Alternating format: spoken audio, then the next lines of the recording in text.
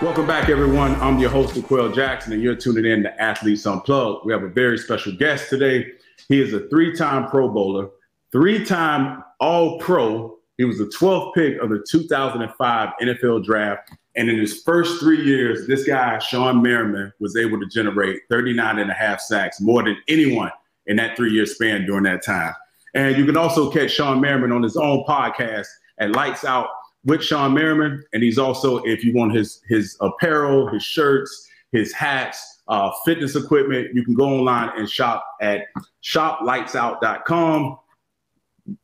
Listen, this guy's a jack of all trades. Not only what we're going to get into now, he's also a co-founder of Lights Out Extreme Fighting League. Shawne, what's going on, bro? How you doing?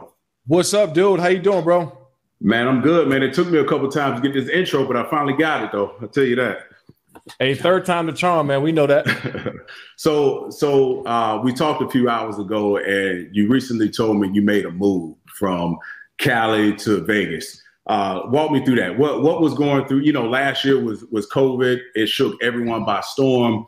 Really shook up a lot of different households. What went into that decision for you to move from Cali to Vegas? Well, you know, first off, man, you know, being the reason for being in Los Angeles and LA for the first place is I've always had these opportunities on TV, right? These entertainment opportunities. So for me, that's why I was there. And, you know, I've been thinking about it for a while because to make my home base somewhere different where I have more space, more opportunity. Obviously, the taxes are nice here, too. I can't. Absolutely. I can't deny that part, but I can always travel to LA. I think the pandemic for me just it really pushed me over because when everything shut down, the world stopped. And I just believe, and I'm not going to get into politics, I just believe that it's going to take some time for everything to get back normal. So while it's not normal, you know, I wanted to make a move to Las Vegas, which is the fight capital of the world. Yeah. And, you know, me being in the fight business now, it's right in my backyard. I feel most comfortable here into what I'm doing now. Right. So that's what I was thinking of when you told me you made the move. It's like, man, I wanted to really dive into that Lights Out Extreme Fighting League. Man, what I knew you were always, super competitive. You played a contact combative sport. When you made that transition, when you retired, was this something that you always envisioned yourself being a part of? Or was this something that you just kind of fell into after retirement? You know what's Quell, you know what's crazy is because obviously I grew up in a boxing family. Both my uncles were professional boxers, and so I grew up around it. There was a lot of big time boxers from the DC, Maryland, Virginia area. So like growing up, when we had problems at cookouts or family function, it was like, go get the gloves. Like that was it. It was like, you know, and it wasn't even just me or a cousin. Like my grandmother was like, yo, go. She's sitting there at the cookout watching the little cousins fight or whatever, uncles and aunts. And so I kind of just fell into it anyway. And you know, I've had my run-ins in college, you know, and just being around. I've always been, someone who was into the, combat sports and fighting genre to begin with.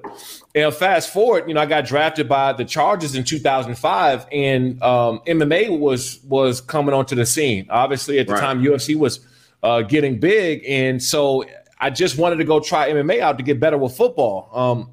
Jay Glazer over at Fox Sports, they said, "Yo, I want you to get better with your hands, eyes, and being able to open your hips and go around those offensive tackles." Yeah. And so I said, "Okay, cool, no problem." I went in there and tried it out. The first day that I walked in, and this was in 2006. The first day I walked in there, Jay Glazer was to the right, and Randy Couture was on the left. Oh man! So I'm looking at Jay Glazer. I'm like, "Yo, I'm not about to fight no Randy Couture today. Like, I'm not. I'm nice, you know. I'm okay, but I'm not getting down like that." So I just stayed with it, man, and kind of fast forward, almost 15 years later. That's impressive. Now I got Lights Out Extreme Fighting. Yeah, that's impressive because I know you always had the Lights Out brand. You always had a great football nickname, and to segue that and parlay that and to monetize it into something that you're passionate about. Listen, a lot of people talk about it. A lot of people say, well, I'm into a passion. You were able to create it. Tell me about how did you actually build up the courage and meet the right people in place to actually bring out Lights Out Extreme Fighting and create a league? because I want to know. Listen, I'm a fan of UFC, mixed martial arts, and all of it, but I don't know the small little intricacies about it. So, can a person like myself? I was on your website earlier, and I was looking at, okay, do you have to be a professional fighter? Can anyone from any sport come in? You promote them, you set up the fight. How does that actually work? Well, it's a couple of things. So what happened was it was a local promotion based in Burbank. And this is in 2017, 2018. And so when I went there, I saw that they had a small built-in fan base, right? And what I looked to go do is make it bigger. I try to find the smaller companies or underperforming companies. And God forbid, you know, I walked into a company that I actually have a true passion for, something I actually wanted to do for my life. Like this is, to me, it's not even work, man. Like I do this. Sure. This is I wake up, I train 3-4 days a week, I spar once or twice a week. This is actually a lifestyle for me. So to be around it is fun.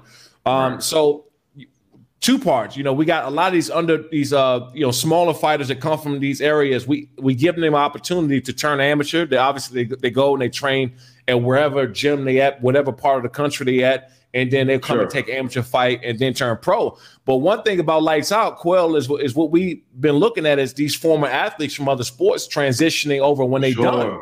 Right, you know, that's been, you know, we got a bunch of great fighters. These guys are beasts, men and women. They're beasts, and they train their asses off and stuff like that. Me, I just know what the feelings like when you're done playing the sport and you're done competing, and you don't have that next step. That we all edgy, man. We ran out to 80,000 people, and now we're trying to look for that next thing to feel that type of way. So I encourage all former athletes, no matter football, basketball, hockey, rugby, to when they get done with their their respective sport, is that they pick up some kind of combat sport as a discipline.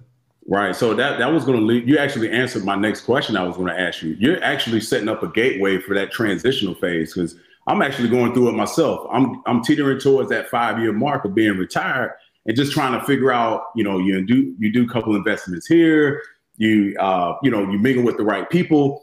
This is actually really good. And I think that's what separates you from these other leagues. Like, you invite former athletes to come in. If you feel like you can get in the octagon and you can throw some punches and take a punch, then here I am. I'm Shawne Merriman. Come join the team. So I think that's very important. And a lot of people really don't do a really deep dive into that. And I think we as former athletes need to create, if we can, like you have, a platform for guys to be able to transition.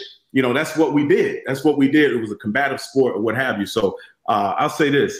So I remember, speaking of boxing, right? Speaking of gloves, you just sparked a memory in my head in Maryland. You know, as freshmen, you know, we had to come in, and I don't know who you actually sparred, but I know I had to spar. You know, I'm a freshman. I had to spar Leon Joe. And if for anyone out there, let me say, listen, Sean and I, we were college teammates. And this guy, Leon Joe, was pound for pound probably one of the strongest individuals ever to walk in the weight room. Yes. Yeah. And so I had the opportunity to spar with this dude.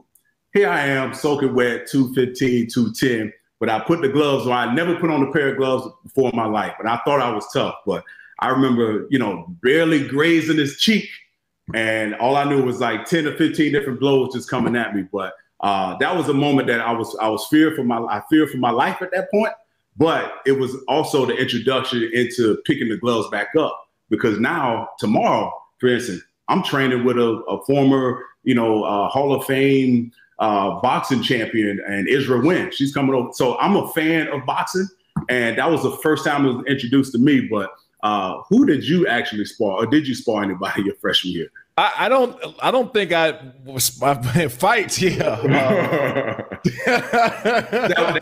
that was put on by the veterans, the upperclassmen. I should say that. Did you have that encounter? I don't think I had. I think that was an inside linebacker thing that y'all had going on. For us, we didn't really have much, because Jamal Cochran and those guys, they wasn't like that. I had John Kondo, right. A lot of those guys, Leroy. They wasn't really like that.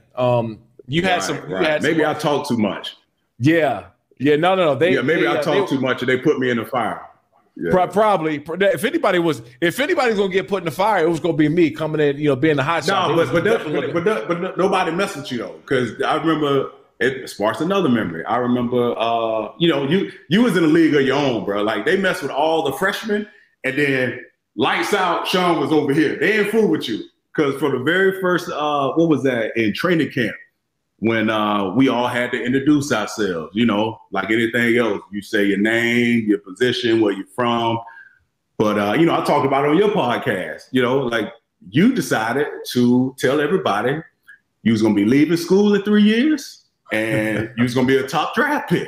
And it came true. So let me ask you, did you know most of the guys on the team, or was that something you had already planned? Like, listen, I'm telling these folks I'm going to be out of here. Because it takes an extreme amount of confidence to walk into a new situation, new environment.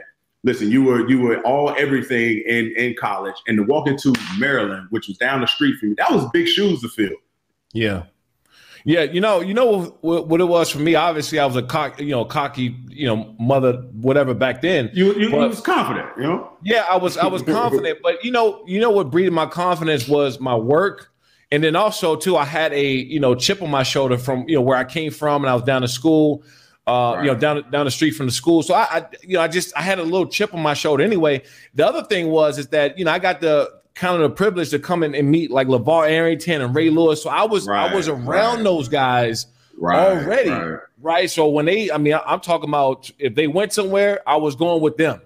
Right. If they did something, I was around them. So, being and seeing that at an early age, I was like, you know what, I'm here. I feel like I can do this. Right. And so that for me was kind of the breeding of confidence. And, some people. So the thing is, some people think a lot of stuff, and then I was just willing to say it because that was really the only difference. A lot of people thought real super highly of themselves. A lot of people did. You thought you was the baddest, or this person thought they were the best, or this person thought they was the fastest, but nobody will come out and say it. I think that by me kind of manifesting that in my own mind, I think that I was saying it to hold myself accountable. Right. I think that because if you put yourself in that platform, you let it be known, you can never let yourself slip. Right. You can never dog sprints. You can never, not go hard. Yeah, you worked hard. I tell you that. You were one of the hard. You and Vernon, I tell you, listen, I was trying to just keep up. But between you and Vernon, I've never been around two guys who competed on the field, off the field, in the weight room, in the class. Not most of the classroom. We're going to leave that out. But everything else. Everywhere else, you guys competed y'all tail off, man. So what type of, you mentioned LeVar Arrington and Ray Lewis, to have an influence like that growing up as a child and them basically being in your backyard. LeVar was with the Washington football team at the time. And clearly, Ray Lewis was in Baltimore. What type of influence was that? Because I remember being this young, quiet kid from obedient little, kid from Florida. And when I get around Shawne Merriman, I'm like, what the heck? This is a grown ass man. So your mentor was on a different level, man. Can you talk about just the effects that guys like that would have on a young person's career? Because you were extremely successful.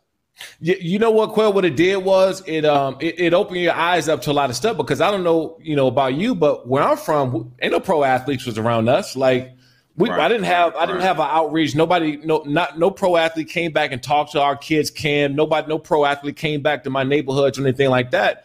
Because when that doesn't, and this is why I go back so much to Maryland, while I'm doing my coat drive, while I'm doing this, and I stay around people because I might, just by being around them or them seeing me around or doing certain thing or just being in the presence of being able to see somebody operate might change the course of their life. Because that's what happened in a sense with LeVar and Ray, right? I seen what it was to be a pro athlete. I seen how they worked. I seen where they eat, with what they ate, where they ate at. I seen the places they went. The reason why I bought my first G-Wagon is because of LeVar Arrington. LeVar, my sophomore year in high school, rolled up on our field, like literally drove up on our football field right before the game. I'm warming up, I'm hyping up the team. I look over, and LeVar Arrington got his G-Wagon in the corner. Yeah. And I'm like, man, you know what? One day I want a G-Wagon. I wanted to go. I wanted to go get the G-Wagon, but you don't think any of that stuff is possible until you are around it. So that's why touch it and feel it. Right. You touch it. Do you know? You see it on growing up, we watched BET and Rap City and in the basement and all this other stuff. You don't know that any of these things are possible until you see it. And I seen it at an early age. And that between the chip on my shoulder, being raised in the environment I was raised in, and now getting a chance to see Ray Lewis, see LeVar Arrington. Now you're like packaging all this stuff together. And that's why I was, kind of had that mindset at an early age. Right. Yeah. So you speak about the influence that they had on you, but I can tell you this. The guys that when you left school early, 2005, and you were drafted 12th overall, that year when you won Defensive Rookie of the Year, all of us, that gave us confidence that we could not only still do what we were doing in college, but we could actually be successful and Defensive Rookie of the Year. We watched you like a hawk, and you gave us motivation. Like the time you came back before, I believe it was before the draft, you showed up, rolled up in the SL 500. That to me was everything. I had never been in a luxury car that expensive before in my life. And to the point you made about actually being able to see and experience and see what Ray Lewis and LeVar, how they operated and how they were pros, you did that for us. Like you were my motivator. I'm like, man, if Shawne can do it, I know I can do it. I know I can do this. Great. And that's the attitude you should have. Yeah. But to your point, if you never around it, you don't think it's possible. Right. I mean, it's just what it is. And fortunately, and I was in a situation to be blessed to see that early on.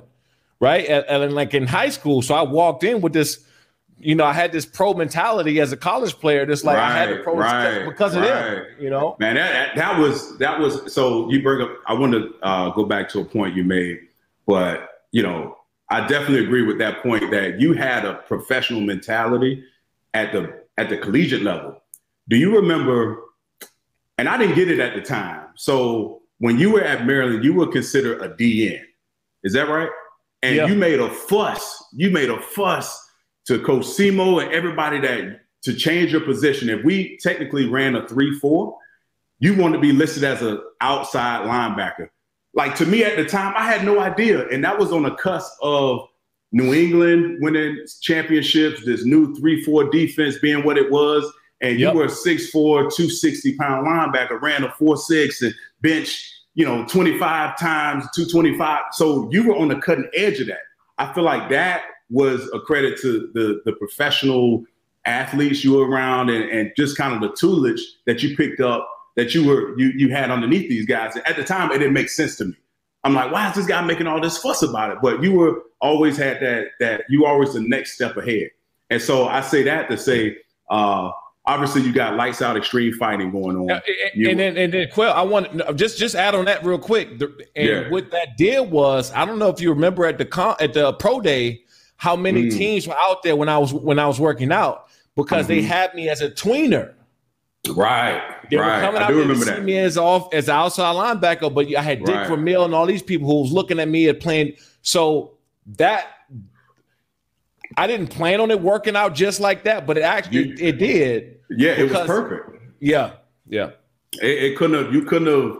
I mean, it was like you were so far ahead of the curve, man. So far ahead of the curve. So you got lights out extreme fighting league. You have you have all these accolades, right? You get to the NFL, your defensive rookie of the year. Your second year, I believe, is 2007. 2006, you had 17 sacks in 12 games.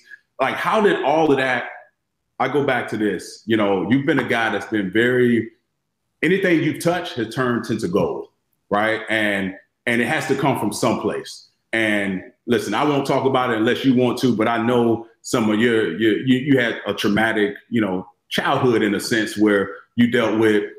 No one should have to deal with a family fire. You've dealt with 3 family fires. And I feel like that added to that motivation, that desire to commit to something and to see better, because a lot of people in that situation don't come out of it. I guess my question to you is, what makes Shawne Merriman and most individuals that would have had a rocky, experience as a child? Man, I'll tell you, a lot of stuff can happen to you, good or bad, whether it's a positive influence or negative influence as a child that start to mold the person that you become. Shawne, I want to go back to something you said a little while ago when you talked about, I think it deserves a lot more credit, is the coat drive that you have been a part of at University of Maryland. I think I was trying to find it online, where I think you've had the coat drive for over 17 years. Is that correct? Yeah. I mean, that's something that, what you've given this community where you're from. We're in the DMV area, where you're from, the DMV area, and it means a lot just to have a coat. And that's something I know it's been very dear to your heart, and something that you've been very passionate about. When did that all start for you? It started, man, as we talked a little bit about, my childhood and us losing our places due to fires. And so the first fire that happened when I was a kid, my babysitter at the time, I think I was 10 years old. My babysitter at the time had witnessed a murder in the neighborhood. Oh, and so the guys who actually had committed the crime had thought that they're going to throw a Molotov cocktail bomb into our glass window. So, I'm 10, 11 years old. I don't know what's going on. I just hear, we hear a big commotion and flames everywhere. So we go running out. Oh, man. Unfortunately, man, at 10, we all made it out, but a 4-year-old girl had burned in her sleep right there on the bed. Oh my gosh. Yeah. So, like when you see stuff like that, it kind of, it's definitely traumatized. You never get over anything like that. Right. But I remember the feeling afterwards. We the apartment complex, we didn't have any money, so they moved us into we went to a shelter first. We went to a shelter, then we slept in a car, because it was a couple times we showed up at the shelter and they had literally closed the door in our faces because they have a time and a cutoff, and they'll have an amount of beds. So we ended up going to sleep in the car. And I just remember how damn cold it was. And I'll never forget that feeling. And so me and my sister got on, we got 3-4 sweaters on, we got gloves, 4 pair of jeans and sweatpants. I mean, we put on what we could. And then we ended up going to a Motel 6 and Motel 8. It was right across from Andrews Air Force Base, but it was right down Andrews Road. And it was, when I tell you, Allentown Road, when I tell you it was terrible, it was absolute the worst. So when you have those traumatic experiences, you're like, okay, what can I do to make sure that nobody else feel like this? And so I started it thinking that we'll get a couple coats my sophomore year, sophomore year at Maryland. And, I got on ESPN, and we started to promote it. Next thing you know, the basketball team came out. I think y'all know. I came out. A lot of y'all were there. A lot of y'all came out and supported, man. 2,500 coats, man, my first time out. That's amazing. And so from that point on, I just kept on. And I think we're a little under 30,000 coats in 17 years, man. So that's amazing. Cool. That is amazing, man. I tell you, between you and Vernon, Vernon has a Vernon Day here March 12th and here in DC, but the impact you've made I remember that. I remember the sophomore year when you decided to do it in college. And again, I go back to, you were always a few steps ahead of everyone else. And again, a guy like myself, a guy like Will Kershaw, a guy like Chris Choice, all the guys that we used to roll with, sat back and watched like, man, this guy is really on another level. So to be a part of that, to help you be a part of it, I remember the academic staff being a part of it and still being a part of it to this day. It's something that they look forward to of doing and sharing that moment with you. And I think you deserve your applause for that. Your roses while you're still here, man. No, that's big. So let me shift gears for a second. But because you're such a philanthropist and entrepreneur and what have you, I gotta ask you, was there any NASCAR going on when you were a young kid? Like, how did you get into that? I get the segue from football to extreme fighting and this, that, and the other. But how in the hell did you land on NASCAR, which I appreciate, by the way? I'm actually more involved in it because of you, because I know someone who's involved in it. I was like, okay, maybe I should give it a shot. What's crazy? So growing up, like back in PG County in Maryland, it was cool back in the day to wear the Timbs and where everybody had on the NASCAR jackets. So we knew about Dale Earnhardt. We knew about Jeff Gordon and some of the guys who've been around forever, right? So we knew about the stars. I used to love Mario Andretti too when I was growing up as a kid. Mario Andretti was obviously Formula One, but he was another one growing up. So fast forward 2008, they had me to come out to be the Grand Marshal at the Fontana races out here in California, right? Right.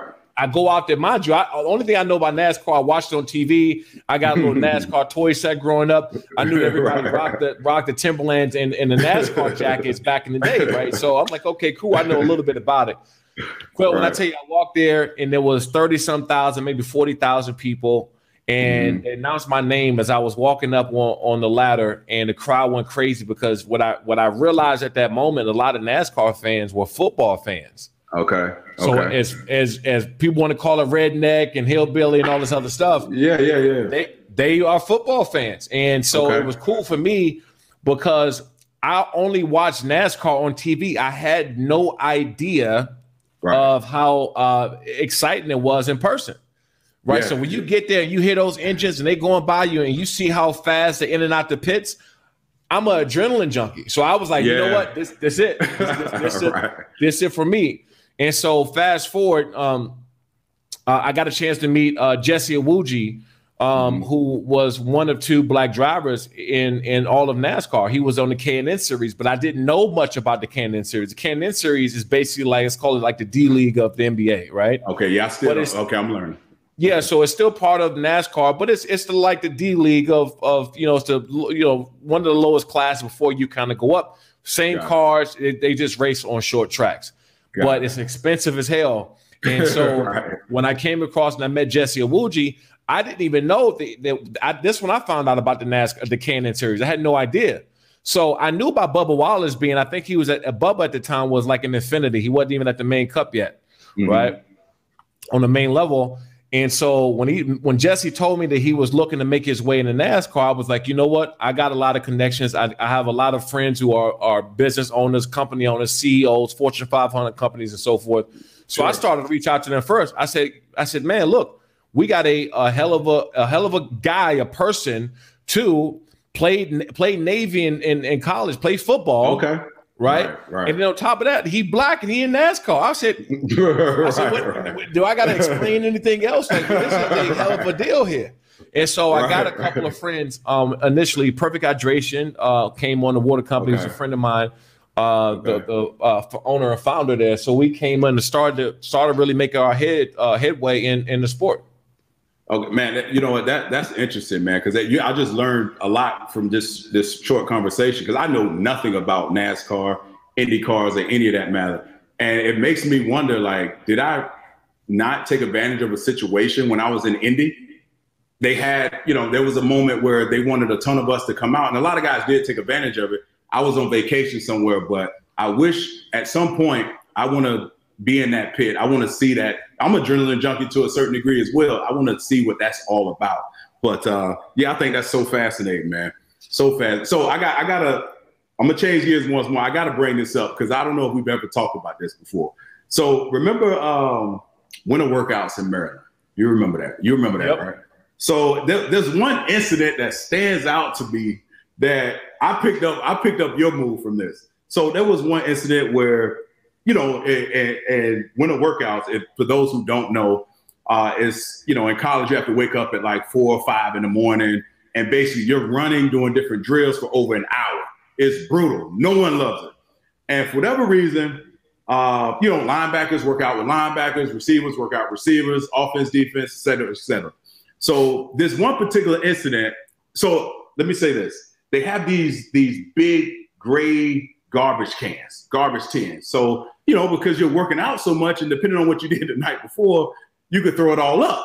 So I remember this one incident where, Shawne, your ass was over there throwing, it sounded like you were dry heaving. And I'm like, damn, he's really throwing up. But then you look at me and look at the crew, it was like, you start giving us a wink, and I don't know whether you was faking dry heaving or not. But I'm like, you gotta be kidding me, man. Yo, bro, I tell you what, after that day, me, Will, Choice, Bush, we planned to tie you up and just beat you with a bat, bro. Oh my God. Yo. So look, I told you, man, I pulled a vet move at an early age. I was always thinking ahead. So if I could take a drill off, I don't remember if it was at the bed crawls or the mat drills, but I was taking one of those off, and I knew that the only way that I was going to be able to stop and take one off, because I did go out tonight. I didn't throw up, but I was at the bar the night before. Right. And so I sit over there and I was like, man, I'm not doing these mat drills. Man, them joints no joke, man. Like, no, that's it. Like, those mat drills, man, make you contemplate whether you even care about your education anymore. You on the mat, you're like, man, this scholarship don't really mean that much to me, right? Because you sitting there, you're piss poor tired, and I'm sitting there like, man, look, I just want to get to the games. I want to get to the practice, man. All this other, tough man stuff. So I'm sitting over there, and I see the garbage can, and I immediately start thinking like, that's the only way they're gonna let me get out of this drill.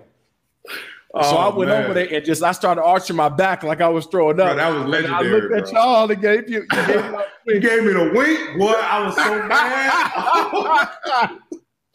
Oh my goodness. Oh, I always wanted to bring that up, and I never remember. But God, dog. Oh my goodness. That's a good one. That's a classic. That is a classic. Oh, so on that note, winter workouts. Towards the end of winter workouts, Friesian used to have, we were in the gym that had the basketball rims. I don't know if you remember. So towards the end of, let's say we had 15 winter workouts, near like 13 or 14, Friesian decides to have a slam dunk contest. Us being our little crew of guys we hung out with, Kershaw was like, all right, Will, it's on you, bro. Kershaw, for those who don't know, is a buddy of ours we played with in college. He played in the NFL for a handful of years, but he's like how tall is Will? 6'3", but got bunt just crazy from an athletic standpoint. So he's up. So we choose him. Every group had a chance to pick who they wanted to represent them in the slam dunk contest. And if you remember, I think it was like mid-90s, the Sprite commercial of, I think it was like Grant Hill and a spectator looking at him and deciding he could try to dunk. Well, Will has the ball in his hands at this point, and it's his turn. And when I tell you, this was, man, over a decade ago, and I still laugh and bring it up to him when I see him, because when he took off, I knew it. I should have known that he wasn't ready the way he held his hips and like, all right, I'm ready. But I tell you what, man, when he took off and hit that rim, and this man flew at least 10 yards and fell on his ass. Oh my God, it's one of the best memories I ever had of winter workout. Our legs were done. We ain't had nothing left. Yeah. There was nothing left. Nah, bro. And I don't know why he decided to. We hyped him up a little bit, but that's my little claim to fame, man. But man, I really appreciate your time and perspective, man. I only got a few more questions for you, and I'm gonna let you go. I know you got a busy schedule. So what's next for Shawne Merriman? What's next? Like, what do you see your platform? Because I feel like you have a niche in how would you explain mixed martial arts, MMA, UFC world? I feel like that's a great niche that you have. You're encouraging guys from other sports to come join your team. And where do you see this taking off in 5 years? Or where do you see yourself? Because I know you have a ton of different things that you're working on. Yeah. For me, I feel like you got to build a ground to start from somewhere, right? Even having Lights Out back in the day, I don't know if y'all remember when I was selling those 50 cent white, the tank tops. I had the tank tops with the bedazzled light switch on them, right? I think that everything like, and this was in college, and I had a couple bucks, and I found out I think where Hobo was making their stuff at. So I went there. I just went and whatever little money I had, I went and bought some tank tops, and I started rocking Lights Out stuff. So I think that everything starts with the idea in something. And my idea is starting off with this thing is, I'm not really trying to compete with the UFC. I don't really care what they do. I just one thing about Lights Out, about like just us being athletes, right, is we're in competition, but we're not worried about what somebody else is doing. Like, we know if we go out and do what we do great, we're going to succeed, right? So that's what I've been focusing on. And we have a niche because we're different. We're creative. And that's where I always looked at you're going to win at. Right. So, we got some big TV stuff coming up. We're going to announce here a streaming partnership where because I got family and you guys and everybody back home that's not able to see the fights because we're in different regions like West Coast and some of the South and some of the Midwest, but we're not. We're a little bit in the Northeast, but for the most part, you can't watch us nationally, man. And I would like for that to be shown nationally, international, because I feel that this is a international market. So just growing the league, man, growing Lights Out, because Lights Out is a name and the company and something that's going to be around a lot longer than I will be. If people are going to be seeing Lights Out on some buildings or some stuff long after I'm gone, and probably forgot that I even played football, 20, 30, 50, 40 years ago, however long that is. And that's my legacy. And I don't really put too much in legacies, because legacies are what people think your legacy should be. But my legacy will be, for me personally, as somebody who got a nickname, earned a nickname my sophomore year in high school, and somehow, some way kept with it long enough and stayed focused on it long enough to turn it into something much bigger. And from where I come from, where I started from, and hopefully, I got an 11-year-old son that he's going to be able to carry that on one day and do his thing. Sure. That's great, man. And you look at COVID and last year, it affected everyone differently. People lost jobs, they lost family and friends. My question to you is, how were you able to manage? Because I can't even put myself in those shoes to see how were you pivoting and managing, staying afloat with COVID, because you basically are managing different fighters and promoting different situations and what have you. How challenging was that? It was tough, man. I tell you, it was one of the most stressful and depressing times of my life, period, because everything that I've built was shut down, right? And so it's not like we're sitting around and we're some Fortune 500 company or we got some big financial institution behind us. What you see with us is, somebody that's rolling up their sleeves. I wake up at 5:45 in the morning, I get my workout in, and I work until I can't work at night. And so when all that is taken away from you overnight, really, in a sense, when COVID was announced, and now try to rebound from that, you got to work 10 times as harder to get back on track and get out there.